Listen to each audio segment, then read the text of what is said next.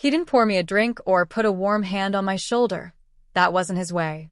He sat me down and he looked at me with grave, disappointed kindness, the look of a man about to ask you to be your best self, and he said, "Lena, I want to talk to you about something hard because I think you're one of the most selfless young people I've ever coached, and I'm going to ask you to be selfless one more time." And my whole sacrificing heart, the heart that had been told its whole life that putting itself last was the right thing, leaned in. "You're fast. Faster than Reese, we both know it. And in a world that was only about the individual, that would settle it, and you'd take the spot. But that's not what a team is, Lena, and I don't think a girl like you, a girl who's given up so much for her family, who understands sacrifice better than anyone on this team, needs me to explain that the program is bigger than any one swimmer. Reese needs this. She needs it in a way you don't. She doesn't have your gift. This is her one shot, and it would mean everything to her and to this family. So here's what I'm asking as your coach, as someone who admires your selflessness more than I can say." And here he did it, the soft turn, the robe of virtue pulled tight.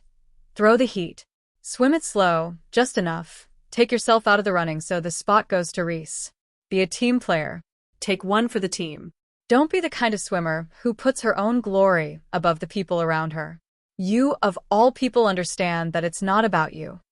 And then the ask, the one that is the title of my whole story, delivered with all the grave moral weight of a man who'd built a whole career on getting other people to give up what he'd never give up himself. Throw it for his niece. Take one for the team. Don't be selfish. Don't be selfish. I want you to hear those two words, because they were the whole knife, aimed with terrible precision at the one place I had no armor. I sat there, a girl who had been selfless since the age of 9, who had given up her whole childhood and every hour of her life for other people, who had bought her own goggles with stolen feeling coins because spending on herself felt like a sin, and the man I trusted, the man who wore the robe of sacrifice, looked at that girl and called keeping one single thing for herself selfish. He took the deepest groove in me, the lifelong belief that I owed everyone everything and myself nothing, and he pressed on it until it did exactly what he needed. And the deeper cruelty, the one I'd understand fully only when I was grown and dead and reborn, was the exact shape of what he asked. He didn't ask me to lose a race. He asked me to throw the one thing that was mine, the water, the weightlessness, the single selfish hour I'd ever owned, the one door that was mine and the one future that might be, and give it up on purpose for his blood, and to do it while believing I was being good. He asked the girl who sacrificed everything to sacrifice the one thing she'd ever kept, and he made keeping it feel like the sin, and giving it up feel like virtue. And the hypocrisy folded inside it, where a team, it's about all of us, was a lie so complete I couldn't see it at 16, because the sacrifice only ever ran one way, from me to his family, and his niece was never once asked to take one for the team. The team was a thing other people sacrificed to, so that Hale's blood could be carried. And the promise folded in, a girl like you understands, was the trap, because it flattered my wound, made my self-erasure into a virtue, so that the more selfless I'd been my whole life, the more I'd prove it by throwing away the one thing that was mine. And I did it. God forgive the girl I was, but understand her. She'd been trained since she was 9 to believe exactly this, that her needs came last, that keeping anything for herself was selfish, and Hale knew that and used it. I did it. The day of the meet, in my heat, in front of the scouts and the crowd, I threw it. I had the speed to touch the wall ahead of the cutoff, ahead of Reese, ahead of the whole field, and I held it back, swam slow, swam small, swam careful, let myself fall just short of the time, threw away the one thing that was mine so that Reese could have the spot. I gave up the water. I gave up the door. And the worst part, the part that followed me into 36 gray years, is that I knew, in every held-back stroke, that I was killing something, that I was taking the one weightless thing I'd ever owned, the one selfish hour, the one future that might have been partly mine, and surrendering it and teaching myself the lesson that would run my whole life, that I was right to put myself last, always, in everything, that keeping anything for myself was selfish, that the good and virtuous thing was to give up even the door, even the water, even the one thing. And Reese qualified, and Hale gave me a grave, approving nod that I now understood was a receipt, and I climbed out of the pool with the weight already settling back onto my shoulders, never to come off again. And the team did not remember my sacrifice. Of course it didn't. That's the part that finished me. Hale's grave approval cooled the moment it had served its purpose. There was no special treatment, no door open for me later in return, because in Hale's economy the selfless are not rewarded, they are simply used, and a girl who'll throw her own shot for the team is not a girl you owe anything to, she's a resource you've spent. A girl like you understands dissolved into the fog of things men like Hale say to get what they need. And the door I'd thrown, the scholarship, the scouts, the one way out, the one future that might have been mine, closed for good because a swimmer who falls short at the qualifying meet doesn't get the scholarship, and there was no other one coming for a girl with no money and a family that swallowed her whole. The one shot I'd ever had at a life of my own went under with that heat. There was no other door, and the surrender did not stay contained to one heat. That's the thing about being taught at the formative moment by a man you trusted, that keeping anything for yourself is selfish. It doesn't stay one thrown race. It becomes the shape of you. I had been, for a few weightless years, a girl who had one thing that was hers, and Hale, in one office with one ask, taught me that even that one thing was a selfishness I should be ashamed of, and I believed him, because it fit the groove that had been carved in me since I was 9. I stopped swimming because the water had become the scene of the worst lesson, the proof that even my one refuge was a thing I should give away. But it didn't stop at the swimming. The lesson spread, the way it does, into all of me because it didn't teach me to give up one thing. It taught me that I was right to give up everything, that my whole life of putting myself last was not a wound but a virtue, the thing Hale admired me for. And so I never again kept anything for myself. I never took the hour, the door, the chance, the rest, the thing that was mine. I gave it all, always, to whoever needed it more, because there was always someone who needed it more, and I had learned from a man in a robe of virtue that keeping anything back was selfish. I cared for my mother until she passed, and then for my siblings, and then for their children, and then for anyone who needed carrying, and I never once put myself first, never once kept a single weightless thing, and I called it goodness because that is what Hale taught me to call it.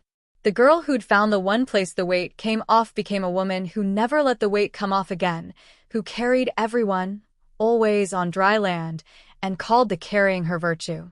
And I did not cry, and I'll be straight with you about that, because the soft version has me weeping on the blocks and the real version is harder and stranger. What moved through me, standing there with the water flat below me and the goggles tight in my hand, was the clean, total clarity of a girl who has thrown the one thing that was hers, given up her one weightless refuge, and just been handed, against every law of God and time, the chance to swim it true. The strangeness of it nearly buckled my knees that first moment, because nobody tells you what it is to be your grown self and your young self at once, in the same body, on the blocks where it all went wrong. I felt my arms, and they were a 16-year-old's arms, fast and unspent, not yet the tired arms of a woman who'd carry everyone on dry land for 36 years. I felt the goggles in my fist, the one thing I'd ever bought for myself, and the cold tile under my feet, and the water waiting, and I knew the whole future. The thrown heat, the closed door, the weight settling back on for good, the gray decades of carrying, the small infection I'd ignore until it killed me. I knew all of it, carried all of it, in a body that hadn't lived a day of it. For one strange beat I half expected, every time I blinked, to wake back in that gray life with the weight on my shoulders and the dark coming up.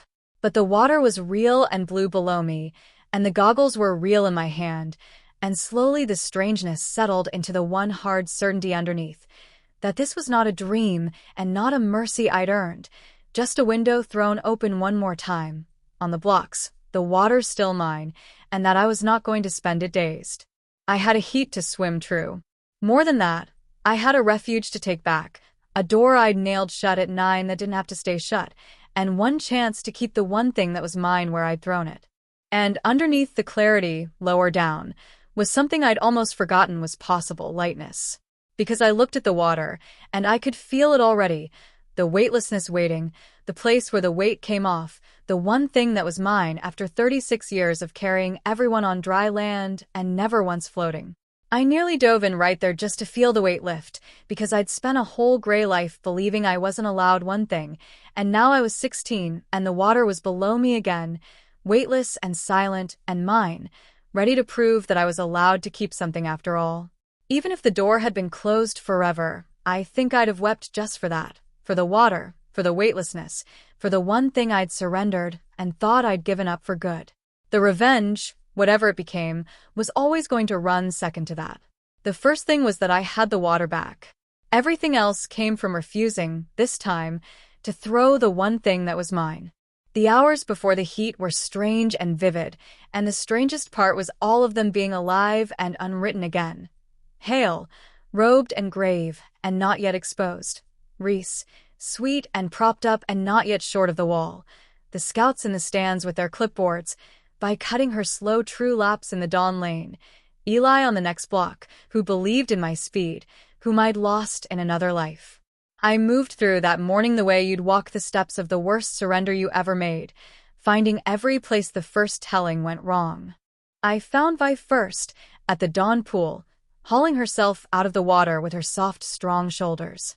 Not for help with my stroke, for something closer to a true thing to set against a robed one. In my first life after I threw it, Vi had known.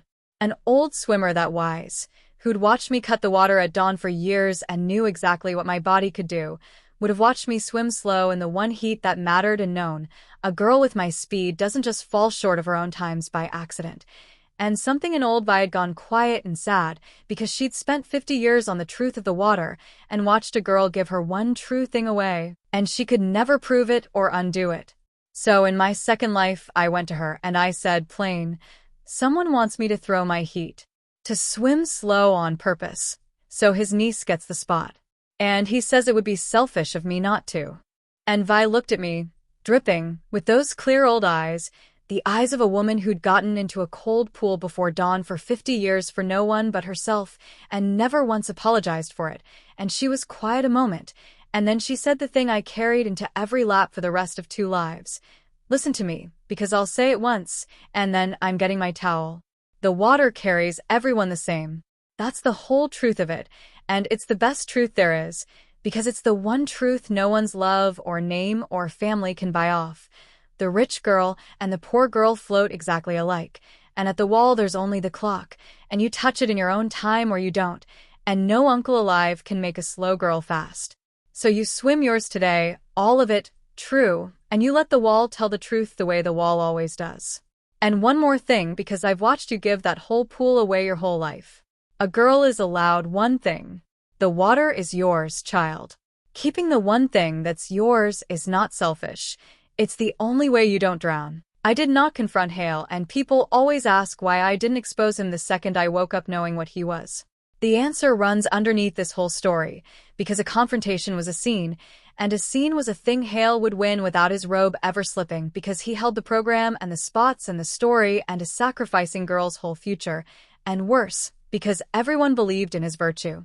He was beloved Coach Hale, who preached sacrifice and team, and any accusation I made would shatter against the simple fact that no one could imagine a man who talked so beautifully about selflessness doing such a thing, that the natural reading of a poor girl accusing the virtuous coach was that she was the selfish one, the ungrateful one, the one who couldn't be a team player, exactly the thing he'd already painted me as.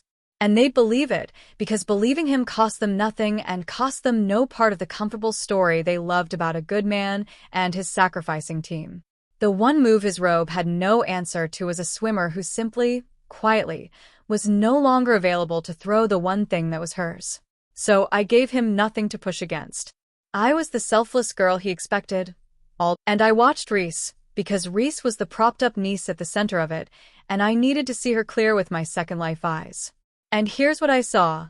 A girl who had never once been made to find out whether she could make the time on her own.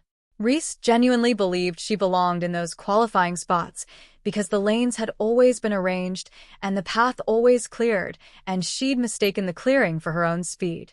She'd never once had to touch the wall ahead of a real rival swimming her real time, with everything depending on her own arms and nothing arranged, because her uncle had built her whole swimming life, so she'd never have to. She wasn't cruel. She was, in her sheltered way, perfectly sweet to me.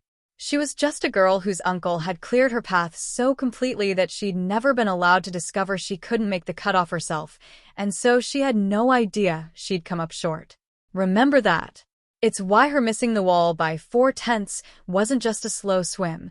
It was the first honest measurement of her life, the first time anything had ever depended on her alone, and a person can survive that, even be remade by it, the way I'd never been let to. Reese wasn't the architect. She was the niece the architect carried, and the reason I was told to throw the one thing that was mine. And there was Eli. The day of the meet, before my heat, Hale found me one last time, exactly as I knew he would, with the ask he'd built toward. He caught me by the blocks, and he gave me that grave, admiring, "You're such a good girl" look, and he said low, "Remember what we talked about, Lena. Remember it's not about you. Be selfless today, swim it slow, let Reese have it. Take one for the team. I know you understand sacrifice better than anyone here. Do this, and you'll know you did the right thing." I looked at him, this man whose robe of virtue had been the whole authority of my surrender, and I felt the weight of 2 lives hang on what I said next. And I said, level and clear as a touch at the wall, "No, coach. I'm swimming mine today. All of it. True. I'm going to let the wall tell the truth. If Reese can make the time when I'm swimming my real one, then she's earned the spot, and I'll be the first to hug her, and mean it. But I'm not throwing the one thing that's mine, the one thing I've ever kept for myself, so that your niece doesn't have to find out she can't make the cutoff on her own." The change that came over his face is a thing I'll remember as long as I can find a wall in the dark. He'd never heard it, not from his selfless girl, not without a seam he could widen back into the old virtuous yes. And the robe slipped, just enough, and what was underneath was cold and aggrieved and entirely without the virtue he wore. After everything this program has given you, this is who you are, a girl who'd put her own glory above her whole team, who'd humiliate a teammate, who'd make this about herself. I thought you understood sacrifice. I see I was wrong. You're selfish, and selfishness has no place on my team, and I'll make sure everyone knows exactly the kind of swimmer who put herself first. You'll be remembered as the one who wasn't a team player. And there it was, at last, the thing under the robe all along. Not virtue, not a man who believed in sacrifice, just a man who'd learned that the language of selflessness is the easiest way to take from people who already believe they owe everyone everything. In my first life, that word, selfish, would have unmade me because it was aimed at the deepest wound I had. But I wasn't only that sacrificing girl anymore. I'd already given everything. I'd lived a whole gray life, giving everything and kept nothing, not even my own life, and died of it. So I said, level and unafraid. Then I'll be selfish. For once. For one heat. I've been selfless since I was 9, coach, and it nearly cost me everything, and I'm done calling it virtue. The water carries everyone the same. You touch the wall in your own time, or you don't. If Reese is fast enough, she'll make the cutoff against my real time. If she can only qualify when I throw mine, then she was never fast enough, and you've always known it, and that's the whole reason you're standing at the blocks calling a 16-year-old selfish, instead of trusting your niece to make the time herself. Watch the wall tell the truth. And I pulled my goggles down, the one thing that was mine, and I stepped up onto the block, and I got ready to swim it true. Here's the part Hale never understood, or had robed himself so thoroughly he'd forgotten. The mechanism under the whole thing, and I'll lay it out plain because it's the engine of everything. The wall is the one honest judge, the touch and the clock, and only a real rival swimming her real time forces a swimmer to find out whether she can actually make the cutoff. In my first life, by throwing it, I didn't lose to Reese. I simply took the real competition out of the water and cleared her path, the way her path had always been cleared. I swam slow, fell short on purpose, and with the one swimmer who could have pushed her suddenly swimming small, Reese touched the wall ahead of my thrown time and qualified, having never once had to find out she couldn't make the cutoff against a real swimmer. My thrown heat was the cleared path. The day I swam mine for real, the path stopped being clear. I swam my true time, touched the wall well inside the cutoff, took my spot on the merits, which meant that for the first time in her sheltered life, Reese had to actually make the time herself against a rival swimming true, with nothing arranged and no lane cleared. And a girl built by cleared paths, made for the first time to make the cutoff on her own arms, did the only thing such a girl can do. She came up short. She touched the wall 4/10 of a second past the cutoff. Point 4, the smallest margin, the exact distance between a swimmer who's fast enough and one who only ever looked fast enough because the real competition was told to swim slow. She didn't miss the wall because I did anything to her. I never touched her, swam my own lane, my own race. She missed it by 4/10 because I stopped doing the one thing that had ever cleared her path. I stopped throwing mine and made her actually swim against a real time, and a girl who isn't fast enough, made to swim true, misses the wall by 4/10. I'll tell you about that heat, because in my first life I threw it, and swimming it true in my second was a resurrection in the water that made me. The starter's tone sounded, and I dove, and I went under into the silence, into the weightlessness, into the one place the weight came off, and I swam it true. Every stroke, every kick, full out. The way the girl who carried a family had only ever dreamed of swimming, the weight gone, the world gone silent, just me and the black line, and the wall ahead, and the water carrying me the same as it carries everyone. And it was the most alive I'd been in 2 lifetimes, because the one thing that was mine was finally, fully mine again, swum true in front of everyone. And I didn't hold back a single stroke. I didn't swim slow or small or careful.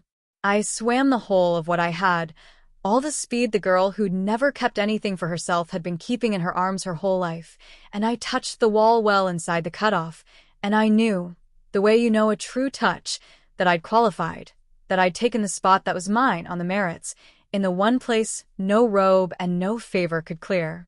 And in the next lane over, Reese swam her sheltered best, and reached for the wall, and came up 4/10 short, because the water carries everyone the same, and the wall doesn't care whose niece you are, and a girl who is only ever fast enough because the real competition through their heats is not fast enough when the real competition swims true. And from the dawn lane in my memory, Vi's voice, a girl is allowed one thing. And then hail broke. And around him, the swim parents and the program he'd built his robe on. It happened as Reese touched the wall 4/10 short, as my qualifying time and her miss became undeniable, as the whole pool understood that the selfless girl had swum hers true and the propped-up niece had come up short the moment she had to make the time herself. And I watched the realization move across Hale's face in stages. First the disbelief, the certainty I'd throw it, that surely the selfless girl would take one for the team.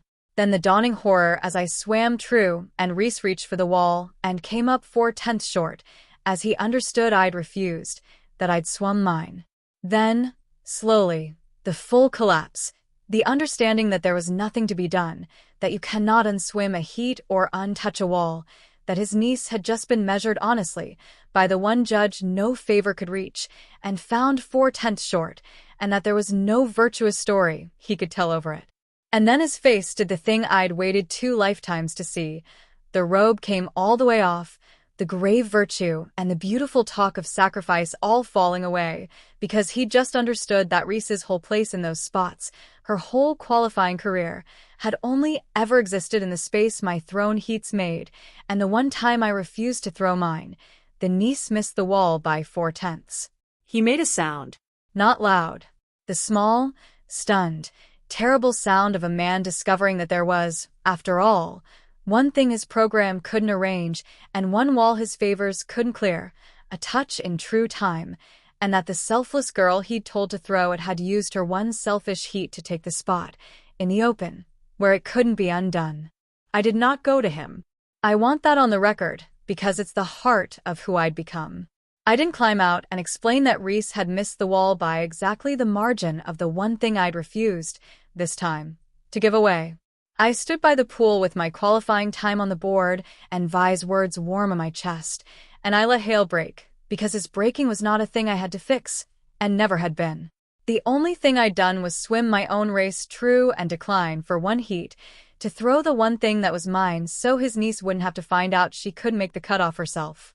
The rest he'd done himself, the day he put a robe of virtue over pure nepotism and called a girl selfish for keeping the one thing she'd ever owned.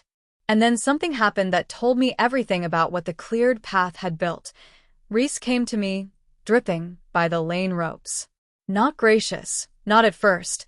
She came with the hollow, stunned look of a girl whose whole understanding of herself had just come apart at a single wall, and she said, half to herself, "I always make that cutoff. I've always made it. Uncle said I was ready. He said the spot was," and she stopped, and I watched her do the arithmetic she'd never had to do. Watched something move behind her eyes, the first crack of an awareness that maybe the lanes had always been arranged, that maybe she'd never once had to make the time against a real swimmer, that maybe she'd never found out what she could actually do because someone had always made sure she wouldn't have to. She wasn't cruel about it. She was just a girl meeting the true measure of her own speed for the first time, which is a hard thing to meet, and harder still to suspect that the uncle who loved you arranged for you never to meet it sooner. "You swam yours," she said finally, almost wondering, looking at the board like it was the first honest thing she'd seen all day, and there was something under it that was nearly relief, the relief of a girl who spent her whole career uneasy about a thing she couldn't name finally seeing it named. I heard she got better after that, once her uncle's hands came off her lanes, trained for real, made her own cutoffs or didn't, and lived with the truth either way, became a swimmer she'd actually built. The niece hail held up as the reason to make me throw the one thing that was mine turned out to be another girl the robe had failed, just more sweetly than it failed me. Reese wasn't the architect. She was the niece, for tenths short and freed. So I told him. Not the rebirth, not the gray years, not the small infection I'd ignore until it killed me. The mechanism. I said, "You found a girl who'd been selfless since she was 9, who'd given up her whole childhood for her family, and you took the one thing she'd ever kept for herself, and you called keeping it selfish so your niece could have a spot she wasn't fast enough to take." But Reese was never fast enough. The only reason she ever qualified was that I threw my heat. My thrown heat was the cleared path. The one time I swam mine true and made her make the cutoff herself, she missed the wall by 4/10, because that's exactly what a girl does when the real competition stops swimming slow for her, and you've always known it. You're the one who told me I was faster than her, the day you told me to throw it. I let it sit. And here's what your robe never let you see. The water carries everyone the same. The wall doesn't care whose niece anybody is, or how beautifully you talk about sacrifice, or how good you've made a girl feel for giving everything away. You touch it in your own time, or you don't, and there is nothing. Not your program, not your speeches, not all the virtue you wear, that can make a slow girl fast or clear a wall that's 4/10 too far. You preach sacrifice my whole life, coach. But the sacrifice only ever ran one way, from the rest of us to your blood. Real sacrifice you'd have asked of your niece too. You just asked it of the girl who already— He didn't have an answer. There was no robe left to wear. He looked at me like he was seeing, for the first time, the thing his virtue had spent years keeping him from seeing, that the selfless girl he'd told to throw it had one thing his program could never arrange or clear or take, which was the speed in her own arms against a true clock, and that she'd used it to take the spot, in the open, where the whole pool watched his niece come up 4/10 short. I qualified. I want you to sit in those words, because in my first life they were the great unbearable, if I carried into a gray weighted-down life and a death of self-neglect, if only I'd swum it true, and in my second they were simply what I did. I touched the wall inside the cutoff, and I took the spot that was mine, the selfless girl who beat the propped-up niece in true time, in the open where it couldn't be cleared away, and with it came the scouts and the scholarship and the door, the one way out, the one future that might be partly mine. The thing Hale's robe had been the price of closing, because the one thing that had ever stood between me and a life of my own was a heat I threw, and the lesson it taught, and the moment I swam. It true, the years after were the years I should have had, and I want to tell you about the two things that meant the most, because there were two losses, and the second life recovered both. The first was the water. I became the swimmer I was born to be. Of course I did. The only thing that had ever stood between me and a weightless life was a man who taught me my one refuge was selfish, and the moment I swam that heat true, the water was simply mine again. The weight off, the silence, the lightness. I swam for real, won on merit, kept the one thing that was mine, and the scholarship took me through school and into a life I built. And I won't tell you the family stopped needing me because they didn't, and I won't tell you I stopped caring for them because I never would, but I cared for them from a life that had the water in it, from a place of fullness instead of from the bottom of a hole. And that made all the difference, because a girl who's allowed to float can carry far more than a girl who's drowning. But the second loss was the deeper one, and recovering it was the real second life. Because the worst thing Hale did wasn't closing the door. It was teaching a selfless girl that keeping anything for herself was selfish, confirming, with the authority of a man in a robe of virtue, the lie I'd been raised on since I was 9, that my needs came last in everything, even the need to not die. And that lie had carried me, in my first life, all the way to a death of pure self-neglect, a woman who tended everyone and never herself. And the second life unlearned it. Because here is the thing I understood, touching the wall in true time with the spot mine and Reese 4/10 short, that keeping one thing for yourself is not selfishness. It is the only way you don't drown. The girl who keeps nothing back, who pours from an empty cup, who gives even the water away, she doesn't help anyone in the end. She just dies of the giving and leaves everyone she carried with no one to carry them. The selfish thing, the truly selfish thing, would have been to keep throwing my heats and call it virtue while a slow girl took spots she didn't earn. Real love, real care, the kind that lasts, comes from a person who's kept enough of herself to give from. And Hale, who wore the robe, had it exactly backwards, the way the takers always do. And once I understood that, I stopped believing the lie. I kept the water. I kept one thing for myself, always, and I learned, slowly, that the people I loved were not diminished by it. They were better cared for by a woman who hadn't drowned. The girl who threw the one thing that was hers became a woman who never threw it again, who carried her family her whole life and kept the water too, and was therefore strong enough to carry them well. And there was one more thing, the quietest. I never forgot what it is to be the selfless kid, the one who carries everyone, the one some robed person decides to take from because she already believes she owes the world everything. So, I became the opposite of the man who'd taken from me. When I found a kid like that, the caregiver kid, the one who'd given up her whole childhood, the one some virtuous voice was teaching that keeping anything for herself was selfish, I did the one thing Hale never did. I told them the truth Vi told me, that the water carries everyone the same, and the wall doesn't lie, and that a girl is allowed one thing, and keeping it is not selfish, it's the only way she doesn't drown. I taught the carrying kids to keep one thing for themselves, to find their own water, to understand that a refuge is not a betrayal of the people they love, but the very thing that lets them keep loving them, because some of what I came back for was them. The next girl who carried a family from the age of 9, who'd never be told by a man in a robe that keeping the one thing that was hers made her selfish. I saw Hale one last time, years later, and it's the truest measure of how far the two roads had run apart. I was an established name by then, a swimmer who'd made the life she'd nearly thrown away, back near the old pool for something, and Hale was old, diminished, a faded former coach whose robe had worn thin now that the program had moved on without him, and the swimmers he'd carried had scattered and ordinary, the truth of his one-way sacrifice quietly known to enough people that the beautiful talk no longer landed. He saw me, saw the swimmer I'd become, the life, the standing, the unmistakable fact that the selfless girl he'd told to throw the one thing that was hers had built a whole weightless life he could never take a piece of, and the old complicated recognition crossed his face. He came over. He said my name, just my name, Lena, the way they always do at the end. And I waited to feel the old thing, the selfless girl's need for his approval, the deep groove that said putting myself last was virtue, the part of me that would have thrown anything to be told I was good. And it wasn't there.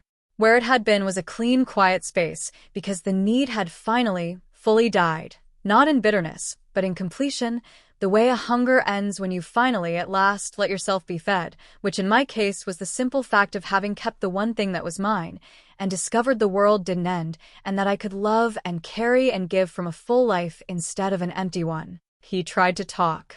He said something about how I'd always been his most selfless swimmer, how a team has to make hard choices, how a coach has to think of the whole program, how he hoped I understood the position he'd been in. It was the closest Hale could come to an apology, and it still managed to wear the robe. And I noticed, listening, that I didn't need it. Not the apology, not the admission, not anymore anything he had to give, because he'd never actually held the thing I loved. He'd only ever had the virtue talk to make me give it away. In my first life, I'd have given anything for this man to tell me I was good, would have thrown the water 100 times to earn it. But I'd found the real thing years before, the day I swam mine true and kept the one thing that was mine, and I'd been living weightless ever since. I didn't need Hale's approval. I'd become the thing his robe could never produce. So I let him finish, and I didn't argue, and I didn't accept it either. I just let it land in the air between us and dissolve. I had a real teacher once, I said, and let the pause sit before I finished, an old swimmer named Vi. She taught me that the water carries everyone the same, and that a girl is allowed one thing, and keeping it isn't selfish, it's the only way she doesn't drown. And I gave him a small, distant, final nod, not the needful upward look of the girl who'd have thrown the water to be called good. That girl was at rest now, allowed her one thing at last, gone with the gray weighted-down life and the death of self-neglect that no longer count. And then I went back to my own life, my own weightless water, my own carrying kids learning to keep one thing for themselves, and I left Hale holding the memory of a girl he'd told to throw it, who had— I think about that office sometimes. The grave admiring look, the robe of virtue, the line, "Throw it for my niece, take one for the team, don't be selfish, a girl like you understands sacrifice," and how in one life I obeyed and threw the one thing that was mine and carried the weight forever and drowned on dry land, and in another life I refused and swam it true and kept the water. The whole divergence of two lives, the difference between a woman dying of giving everything away and a woman who kept one thing and was therefore strong enough to give, came down to a single word at the blocks. No. The smallest word, and the first truly unselfish thing I ever did, because keeping myself whole was the only way I'd ever have enough to give. People think revenge has to be loud. I thought so too. In the dark after my first death, the confrontations, the exposures, the satisfying ruin. But the most complete revenge I ever took was to swim my own heat true while the man who told me to throw it discovered, by 0.4 of a second, what his niece was worth without a real swimmer being told to clear her lane. I never raised my voice except to say no. I never touched Reese. I swam my own lane, the way you always do. I just kept the one thing that was mine and let the wall tell the truth. And it turned out the whole thing, Reese's spots, Hale's robe of sacrifice, all of it, had only ever been standing on my willingness to throw the one thing I'd ever kept, and the one time I refused, the truth came out at the wall, and the truth was a touch 0.4 short. I've thought a great deal, across two lives, about the particular way Hale unmade me, because it's the most insidious version of the ask in this whole family of asks, and almost no one names how it works. The cold villains threaten, and the warm ones charm, and you can at least see those coming. But Hale used virtue. He made giving up my one thing feel like goodness and keeping it feel like sin, and there is no defense against that for a person who's spent her whole life being praised for having no needs of her own. He didn't tell me I was worthless. He told me I was selfless, admirable, better than the others, and then he asked me to prove it by erasing myself one more time. That's the trap, and it's set for exactly the people most likely to walk into it, the givers, the carriers, the ones who already believe they owe everyone everything, who can be made to do anything if you frame it as one more sacrifice and frame their refusal as selfishness. And here is the thing it took me dying to understand, the thing I tell every girl who's being praised for her selflessness right up until the moment it costs her everything. The word selfish is the favorite tool of people who want to take from you, and they aim it precisely at the people who will never actually be selfish, because those are the only people it works on. A truly selfish person can't be shamed by the word. It bounces right off. It only wounds the giver, the carrier, the one who already gives too much, which is exactly why the takers save it for her. Real selflessness doesn't require you to have nothing of your own. That isn't virtue, it's just slow self-erasure with a halo painted on. And the people who demand it from you, who call your one kept thing selfish while exempting their own blood from any sacrifice at all, are not teaching you goodness. They're teaching you to disappear, because your disappearance is useful to them. So no, I don't feel a flicker of guilt that the niece touched the wall 0.4 short. I never touched her. I just stopped throwing the one thing that was mine to feed a virtue that only ever flowed one way, and let the wall tell the truth. Keeping one thing for yourself is not selfishness. It is the only way a person who gives doesn't give herself to death. The people who tell you that keeping one thing for yourself is selfish and call it virtue are almost always the ones who've already decided to take it. I threw the one thing that was mine once, for a man in a robe of virtue, and I drowned on dry land carrying everyone but myself. I won't throw it again. Not in this life, and if there's another after it, not in that one either. I'm in the water most days now, weightless, the one thing that's mine kept at last, and I carry the people I love from a full life instead of an empty one, and I teach the carrying kids to keep their own one thing. And every time I push off the wall and feel the weight come off, I think about the girl who threw the one thing that was hers for a man who called it virtue, who carried everyone on dry land and drowned of it, and I'm so grateful she got the chance to do it differently. Because that girl on the blocks didn't just win back a spot. She won back the water. The weightlessness, the silence, the one thing that was hers, the permission to keep something for herself that she'd surrendered and thought she'd given up for good, and the simple, total, hard-won truth that a girl is allowed one thing, that keeping it isn't selfish, that it's the only way she doesn't drown. And she never, ever, threw the one thing that was hers again. I died the first time with the one thing that was mine thrown away, carrying everyone on dry land, killed by the one person I never took care of, myself. I intend to die the second time an old woman who kept the water to the end, weightless, with a life of true Swam heats behind her, and a family I carried well because I never let myself drown, and a generation of carrying kids I taught to keep their own one thing.